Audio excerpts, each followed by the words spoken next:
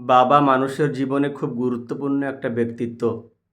আমরা অনেকেই জানি না বাবার গুরুত্ব আমার জীবনে কত।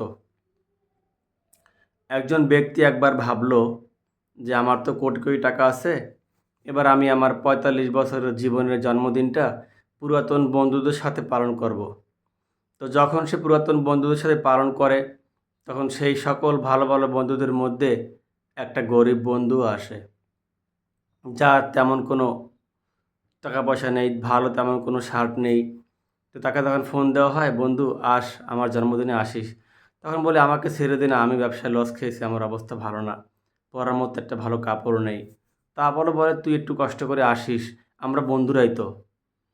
তারপরও যখন জন্মদিনের মধ্যে যায়, সবাই যখন যায়, চারিদিকে ধুমধাম, কেক, ভালো খাওয়া দাওয়া, ভালো পার্টি, গান নাচ, আরও অনেক সুন্দর আয়োজন।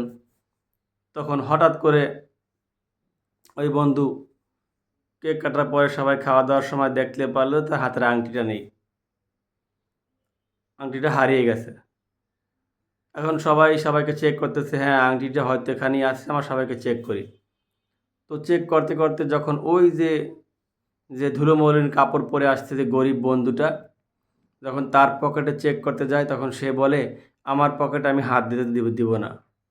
তখন সবাই বুঝে ফেলছে যে ইনিই আংটিটা চুরি করেছে। তো যাই হোক, তাকে সবাই ইচ্ছে মতো গালিগালাজ করছে, ছোট লোক, গরিব, চুরি করেই খাস তোরা, চুরি করে বেড়াস, চুরি করিস তোরা, চোর। একথা বলার পরে সবাই যার যার বাড়িতে গেল।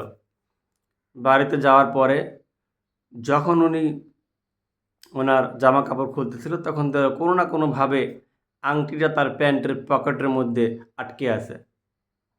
সারা রাত সে ঘুমাতে পারে না যে আমার সেই গরিব বন্ধুটা কত অপবাদ নিয়ে বাড়ি গেছে, আসলে তো তার কোনো দোষ না, আংটি তো আমার কাছেই ছিল।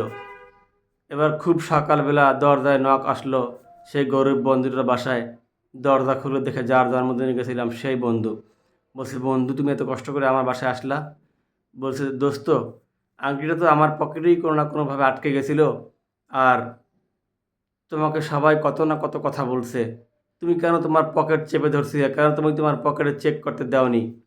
তখন বলছে, ওই যে দেখো আমার ঘরের মধ্যে একটা প্রতিবন্ধী ছেলে, দরজা খুলে দিয়ে দেখালো। বলছে, 12 বছর ধরে সে প্রতিবন্ধী, তার আমি চিকিৎসা করতে পারি নাই টাকার অভাবে।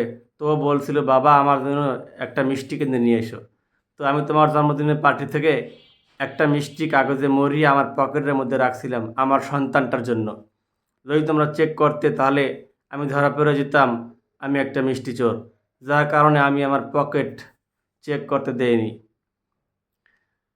তো আশা করি আপনারা গল্পটা থেকে বুঝতে পারছেন বাবা কী জিনিস। আসলে বাবারা এরকমই হয়, রক্ত রক্তকে ঘামে পরিণত করে তারপর একটা ব্যবসা, একটা বাবা একটা পয়সা ইনকাম করে।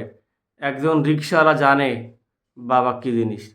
তো একটা সন্তান যখন অনেক বড় হয়, বড় হওয়ার পরে সে তার বাবা রিকশাওয়ালা এই পরিচয়টা দিতে পারে না।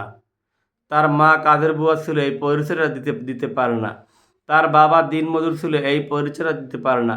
মনে রাখবেন, আপনি কোনো সুসন্তান নয়, আপনি হচ্ছেন কুলাঙ্গার সন্তান। সবাই পাশে থাকবেন।